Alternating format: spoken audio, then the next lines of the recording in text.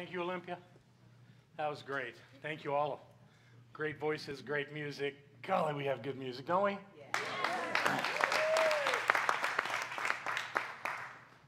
I'm home. Just a quick catch-up, not that, on how my travels are going. You know, I'm working toward the end of February when this will be over. In the meantime, I was gone 3 of 4 Sundays in July. I'll be here 3 of 5 Sundays in August, so we're headed in the right direction. Summer's almost over.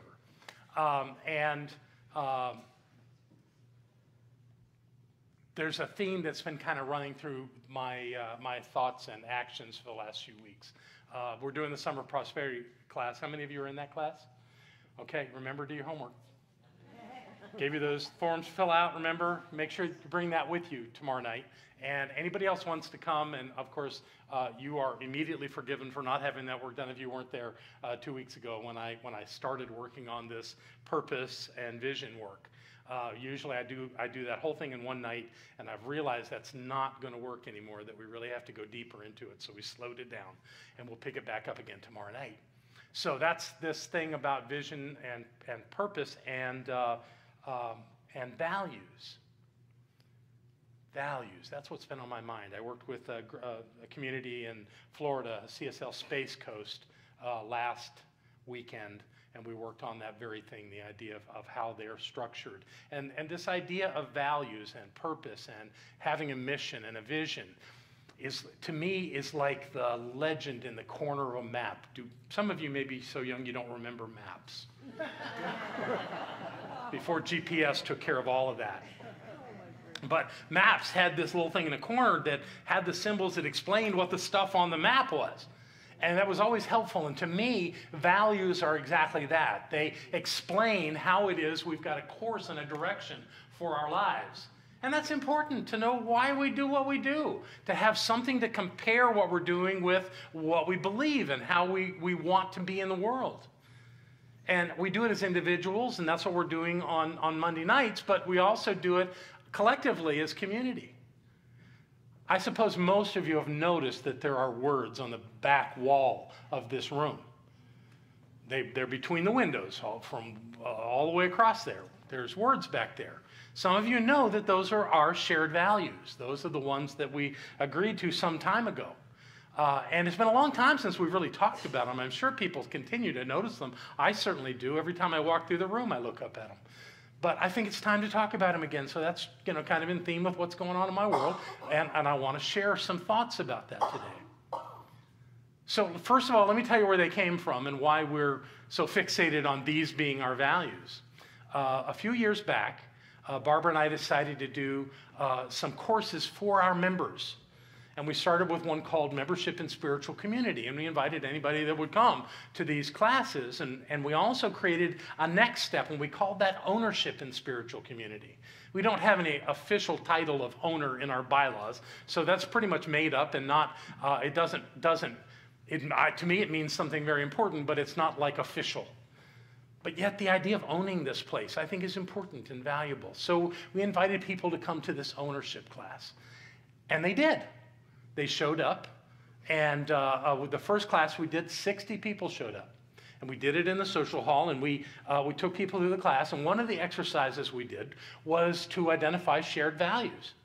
And it was a pretty simple process. I asked everyone in the room to call out values that were important to them.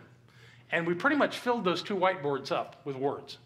And once the boards were full and people kind of ran out of ideas, I said, okay, now line up on one side of the room, and I'll give you one of the dry markers. I want you to go up there and vote for 3 of these values that you think are the most important ones on the board. And people lined up, and they did it. And I asked them to do one thing that I've seen people do when you have any kind of voting like that. I said, don't go up there and mark one and then back away and look again, and go back and mark the same one with another one, and then step away, and then go back for a 3rd time, because you're so fixated on that one idea. Really expand yourself into 3, and people did, because I watched them. And what happened was we came up with 5 specific ideas. And there was no need to prioritize them like we did a week ago Monday in class, because there were marks next to it. So all we had to do was count the marks and let it fall into order according to what got the highest marks.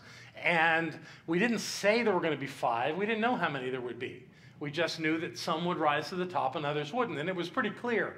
It's like, I don't remember the numbers, but the first one could have had, it was 60 people in the room, 48. And the next one had 42, and then 38, and then 34, and then 29, and then 2. You know, and you figure, okay, that's the split right there, pretty easy to see. And so we said, okay, these are our 5, and I want to introduce you to them real quick so you don't have to really turn around and look back at them. That was the number 1, spiritual growth. We'll come back to it. The second one was love. Third, gratitude. These are all sounding familiar, right? Fourth was inspiration. Fifth was joy. That's what came out of the class. It was great. We had a wonderful time. Now, I kind of set this up when we did it so that people would get a sense that they really were voting for something that made a difference. Because, you know, we've got hundreds of members, and there were only 60 people in the room, and who gives those 60 people the right to say what we as a collective, you know, are holding as our highest values? Well, they showed up for the class, so they got to say. And what I did to empower them was tell a story that I had heard on NPR years before, and it is supposedly an accurate story of something that happened back in the 1800s in England, where there was a carnival. And back then, they had very different kinds of experiences at carnivals, not like you would see today. So one of the wild experiences there was guess the weight of the ox. Ooh, to win a prize. And there was only one prize, and you got the prize at the end of the day after everybody had taken a little sheet of paper and a pencil and written a weight for the weight of the ox and given it to the carnival operator. Come back at the end of the day, gather around, and we'll see who wins the prize, who got the closest. And the game went as it went, but in the audience that particular day was a mathematician who was very interested in this whole game and how it worked. So someone won the contest. Either they got the exact weight or got something close, and they were given the prize. And the mathematician went up to the carnival operator and said, "What are you going to do with those pieces of paper?" He said, "Well, I'm going to throw them away." "May I have them, please?" He said, "Of course, yes, I'm glad to give them to you." So the mathematician took them home and studied them. And one of the simple things you can do with numbers is add them all up. Added up all the guesses, and then divided it by the number of people that took a guess. And when they divided it, the sum was, you guessed it, the weight of the ox. Isn't that fascinating? So how does that work? Well, the way I interpret that is that a collective group has clearer vision, clearer knowing than an individual, than any individual, including the leader. That's why we have elections and things. And you're going, yeah, but Trump got elected. But you know what? Somehow that's perfect right now. We are learning from this experience. I'm learning. So I told that story. We did this process. That's what came up. A few weeks later, it was time to do it again because we only had 60 people in the class. It was a wonderful class, but we wanted to offer it again. There were some people who couldn't be there, and we wanted them to have that experience. So we had another ownership and spiritual community class on Monday night. I don't know if it was Monday night, whenever we did it. Saturday morning. We did it Saturday morning, okay. Thank you, oh genius that knows everything. So 60 people came again. We didn't say we want 60 people. It was just happened to be 60 people showed up for class number 2. The only people in the room that had been at the first one were Barbara and me. Everybody else were people that hadn't come to the first one. They were there for this one. So Barbara said, "What are you going to do with your little process here?" I said, "I'll do it again, see what happens." So we did it again. And I told them that we had done it once before. But we did the same process. We wrote everybody's ideas up and filled the board with all these ideas. People lined up. They took a marker. They marked. Oh, my God. Same list in the same order freaked me out, with one exception. With one exception. They added one. Tied for 5th place with joy, conscious creation. Now this was amazing to me. I got a whole talk on this one time. Because in New Thought, there are several, they call them families. I don't know, we're the mafia or something. But we have these different groups within New Thought. And I have heard from members of these other groups, Unity, Divine Science, Agape. I've heard from some of these that religious science tends to be about getting stuff. Sounds nice, but it's a put down. Because that's kind of saying indirectly you're not very spiritual. You just want stuff. Well, yes, we want stuff. What's wrong with that? But look where it came in the list. It came in 5th, tied for 5th. That means we're really not here just about getting stuff. We know how to manifest, but it's not the most important thing, which I think speaks volumes about who we are as a spiritual movement. We are here first and foremost for spiritual growth. So here's the way I learned to process this information about shared values or values at all, is that the most important thing about values is that they are not intentions. They are not something that we strive for. Our values must already be present in our lives. If they're not, then they're not our values, because we live our lives according to our values. So these 6 concepts must already exist strongly within this community if they're real. If they're not, then they're intentions or goals or outcomes that we seek or whatever they might be. But these have to be present. And the way that we demonstrate that is by knowing that these things are in our lives because they show up again and again and again and again all the time. That demonstrates to us that we're not trying to achieve spiritual growth. We are growing spiritually. So that process of actually writing that down, I think we included that in the work that we did. I sent everybody in class 2 Mondays ago with the idea of coming back with those thoughts complete. When is it that you experience these values in your life? What has to happen for them to be there? And they should be things that are happening all the time. Not rarities, not sometime, but every day. Every time something happens, a value is being expressed. That's the true essence of personal values and shared values. So I took myself through that process to say, if it were up to me, and truly these are my ideas, but if it were up to me, what would the value of spiritual growth look like in this community according to my perceptions? So I want to take you through what I came up with. But I don't want you to get stuck on what I said. I want you to be thinking about what you would say about that, how that would be important to you for being in this community. So work with me as we go through these. So the first thing you do with a shared value is create an affirmation. And because it's a shared value, I'm using the word we in these. And this was my affirmation for spiritual growth. We grow more spiritually aware. We can't be more spiritual, that's all we are. But we can become more aware of our spiritual nature. And that's what spiritual growth is, to become more aware of what already is. So in this case, we have the affirmation, we grow more spiritually aware every time we gather on Sunday mornings. We're becoming more spiritually aware right now.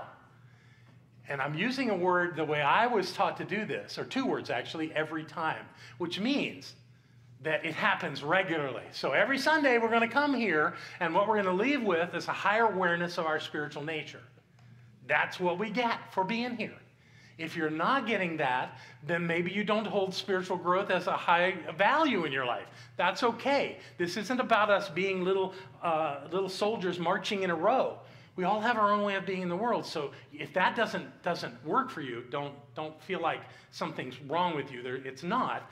Just this is an exercise in looking at our values, which I believe are still very valid in who we are.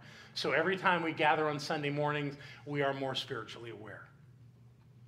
Every time we come together for classes and workshops, same thing. Tomorrow night, we're going to become more spiritually aware. We're going to move deeper into this process that I've been talking about of identifying the outcomes for our lives and really creating a congruence to the activities and the thoughts and the actions of our lives. That's becoming more spiritually aware. You know, we're going to live our lives whether we're aware of our spiritual nature or not. But frankly, I have found when I am spiritually aware, I'm much better off all the way around. So I seek this. I want that map wide open so I have a sense of where I'm going. I don't want to be wandering around. I want to get where I want to go, and I'm going to choose it because it's my choice.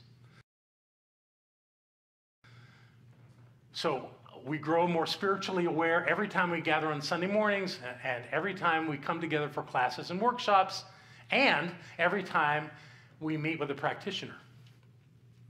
I would like my practitioners, please, to stand.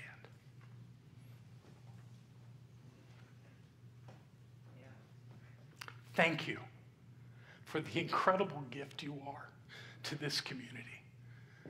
Those of you that have just been licensed equally with every other person standing, I believe you are what makes this community so great. Your work, your clarity, your intention for this to be a healthy, loving community shows every time you do a treatment, whether you're absolutely by yourself or if you're holding the hands of another, or if you're loving into this room collectively, it doesn't matter. Whatever you're doing is making a difference. And I believe that we are becoming more aware of our spiritual nature through your good work. Would you all please acknowledge these that are standing? Thank you. You can sit down. I once had a practitioner say to me, I'm uncomfortable when you acknowledge us each Sunday. And I chuckled and said, I don't do it for you. I do it for everybody else so they know what they have as a resource. Spiritual growth. Now, you may have some other ideas around spiritual growth. If you do, make note, take a mental note right now about what's important about your spiritual growth in this community, what you get from this. That's important. These are my ideas. Your ideas are more important to you. All right, number 2. I believe that was love. Okay, now I have this thing on love, which I've shared with you infinite times. I do not believe that we can give love or take love. I do not believe that love is a commodity. I read a quote recently that talked about love being the space that allows our emotions to come forth. I kind of like that. What I believe love is the invisible presence of the divine. And our job is to be aware of it, not to try to control it or get it or give it. It's simply to know that it's there. So I write, my affirmation is that we become more aware of love.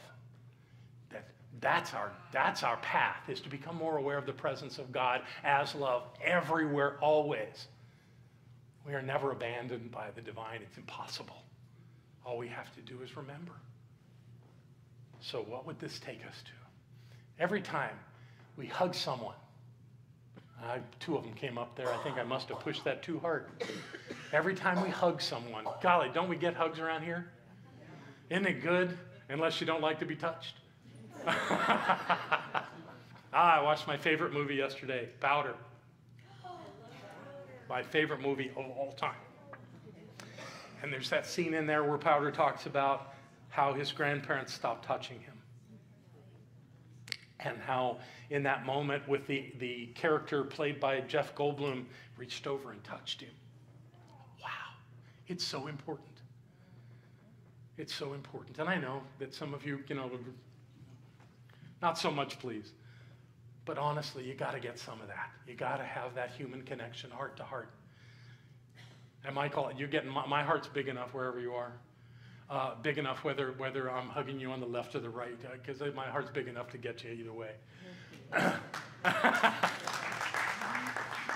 Hug somebody. It's an expression of love. It's becoming aware of the love that you are. Every time we find a new friend, I am still amazed about the friendships that are created in this community. How I will watch 2 people meet and hug like they're the best of friends for a lifetimes. I didn't even know they knew each other. That's the most, there's Michael. I love you, brother. So this idea of friendship is all about love. It's about sharing who we are. You know, yes, many of us have a significant other. I certainly do. And that's very important to me. But I keep telling you, and I keep meaning it, that you're so important to me. You who come here and call this your spiritual home are my family. And when you come here, the connection that we have is so eternal and so elegant to me that I cherish it. And I know that you cherish one another, that you have relationships that are deep and important. And I love that you do that here. I don't get it when somebody leaves. I know you have to leave. It's okay. But how do you give that up? I guess because you can go create it somewhere else. But golly, you guys are special. Find a new friend. And every time we support someone through a challenge. I know a lot of religious scientists that think that when they are challenged by something, they got to hide and stay away until they've got it worked out. Please don't ever do that. Come right here, right into the fire, and let us love you through it. The work that our practitioners do is amazing. Do you know, still to this day, we've never had someone go into the hospital alive and not come out. And they come out alive. You know, they don't die in the hospital. We've never had that happen. Now, I say that out loud, and will it happen someday? Of course it'll happen someday. But to this point, when our practitioners treat someone who's either involved in an experience of blood or sirens, going to a hospital, they come out. Now, they may have to go through a rehab center like Thomas did. But you walked out, didn't you? Yeah, at least once you get, they let you get out of the building. Obviously, they made you sit in a wheelchair, but obviously you're walking now. Yes, we have had people pass, just not in a hospital. So that's a good thing. I think I'm proud of that. I'm glad for who we are and the way we support one another through challenge. And of course, health challenge isn't the only thing that we do. We support people through relational challenges, through financial challenges, through career challenges. There's all kinds of ways that we support one another. But that's what we do. We come here and we lift one another up. We don't fall into the abyss with somebody ever. We go, I know who you are. You're the presence of the divine. I lift you up and see you in that. You can do anything. You need a new job? It's going to come together. Your money's rocky right now? It's going to work out. It always does. We won't let you stay in that place of despair. Right? I got heads nodding. You're right, we don't. We love you out of it. And that's the love that we show up with. These are mine. You got one? Think about it. Something that you would add to this list. Thank you. Third one's gratitude. How's that for a powerful affirmation? We are grateful. It works. We are grateful every time we think about how good our lives have become. Please raise your hand if your life's better since you've been coming to the center. Yeah, that's true. Yeah. Why is that?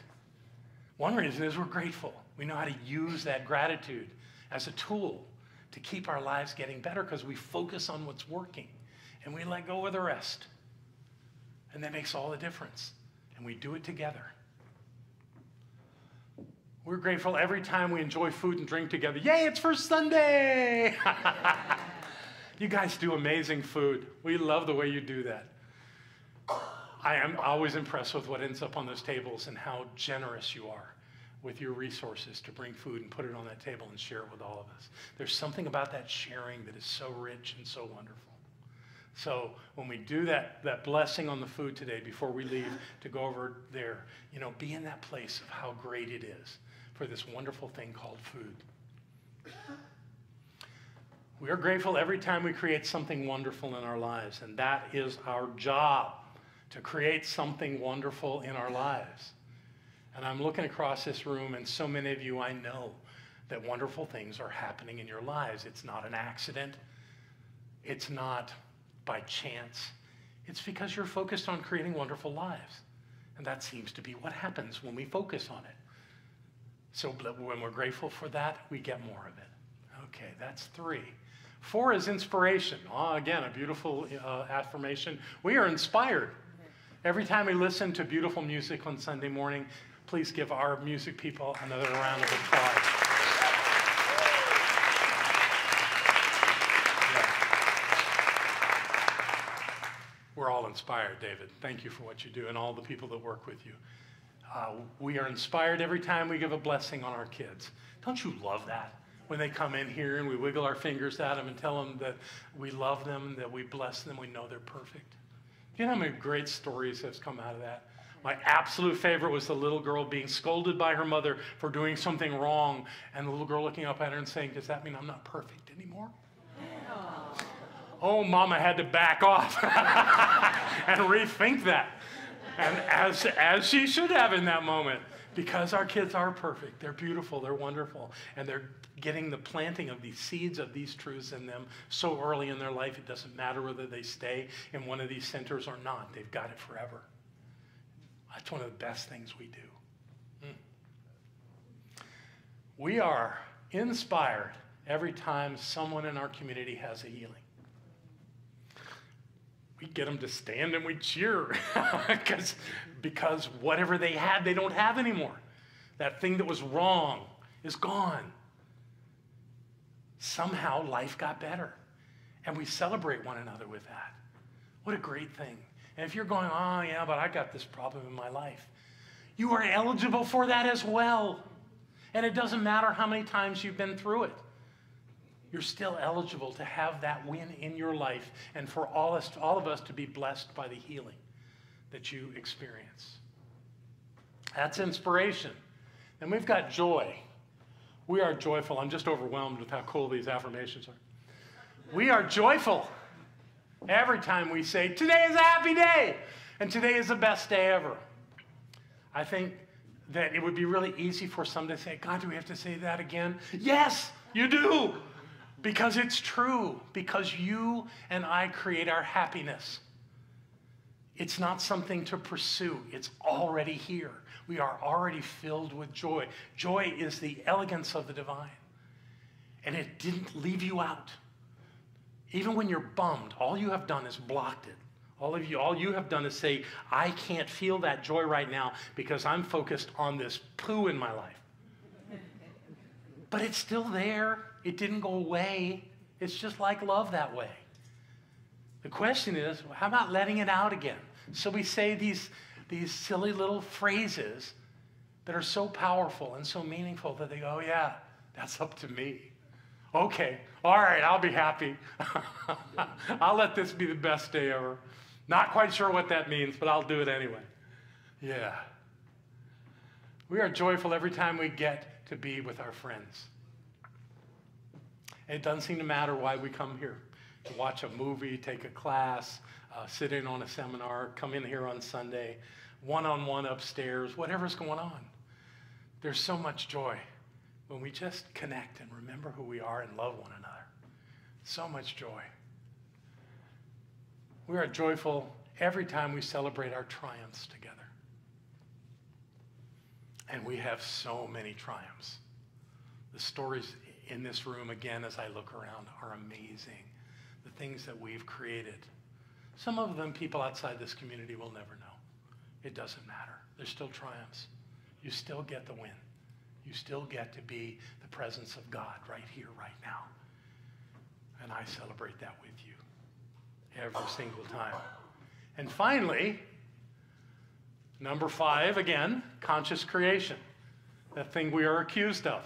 Yes, we are. We are consciously creating every time we pay attention to what's going on in our lives. Honest to God, the science of mind just calls me to pay attention. Just pay attention. What's happening? What's happening? Because that thing out there in my life that I'm focused on is simply a reflection of what's happening, not inside my body, but inside my consciousness. So if I want to know what's going on the inside, take a look at what's going on the outside. You get it. Oh, okay. You know? Oh, I didn't create that. Well, who created it then? Of course you created it. If you don't like it, create something else. What's going on in our lives? Then we take that and we consciously create every time we set a clear intention for what we're creating. This is what's happening. This is what I'm calling into my life, claiming for my life. Those are often two different things, and that's okay. It's okay that you're not seeing in your life exactly what you want, but you're paying attention. You see it, you know it. You have people around you that you can tell about it and talk to about it, but you're not focused on what is going on in your life. You're focused on what you want to have happen in your life. That's the work. That's where it happens. It happens when you consciously move from the thing you're seeing to the thing you're knowing and focusing all of your attention there. How do you do that? Every time we do spiritual mind treatment, every faith in the world prays. We are not special because we pray, but we have a lovely design for doing it that calls us to remember who we are. If you don't know what spiritual mind treatment is, you got to talk to a practitioner. Let them share it with you. Come to class. You'll see how what we do really is elegant and special and wonderful. I have a colleague who gives a great talk called You're Not Special. Yes, we are. I still love him, but we are. For us, we are. Are we better? No, we're not better than anybody else on the planet. But we are special because we've come together as this community to do this extraordinary work that truly does heal the planet. The work we do here impacts our entire movement, our entire race of people, and everyone and everything on planet Earth, and probably far beyond that. Don't underestimate who you are, and don't underestimate what you get because you come to this place. You get a lot. I get a lot. I love you very much. Yeah.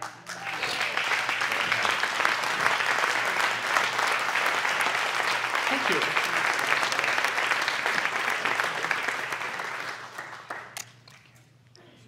Thank you, John.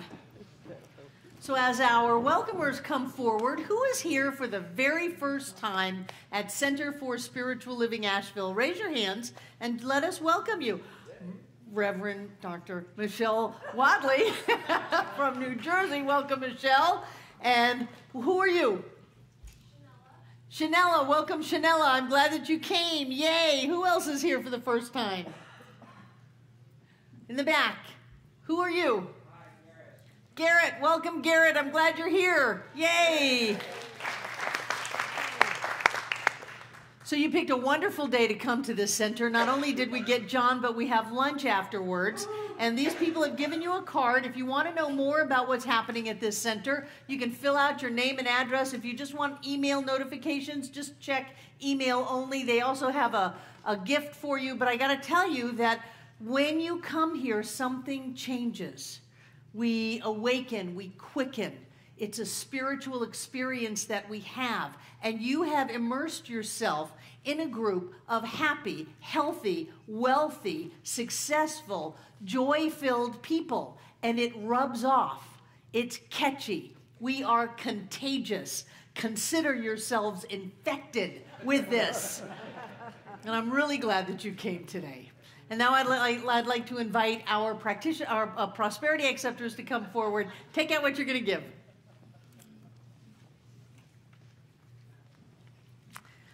And I want to acknowledge that I know a lot of you give to this center in ways other than putting something in this basket.